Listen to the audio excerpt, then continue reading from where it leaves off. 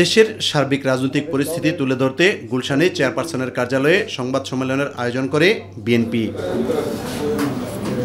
দলের স্থায়ী কমিটির সদস্য ডক্টর খন্দকার মোশাররফ হোসেন বলেন, চলতি বছরের ডিসেম্বরের মধ্যে জাতীয় নির্বাচন দিতে হবে।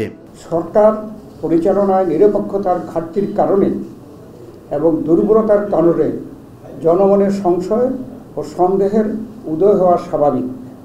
বিভিন্ন মহলের অযৌক্তিক ও উদ্দেশ্য প্রণোদিত দাবি দেওয়া ও এখতিয়ার বহির্ভূত বক্তব্য সরকারের স্বাভাবিক কাজের পরিবেশ বিনষ্ট হওয়ার যে অভিযোগ সরকারের পক্ষ থেকে উত্থাপন করা হয়েছে, সেটা মূলত সরকারের নিজস্ব অর্জন।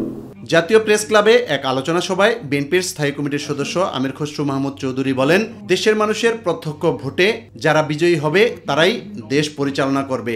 রোডম্যাপটা দিতে এত ভয় কেন, আর নির্বাচনকে এত ভয় কেন?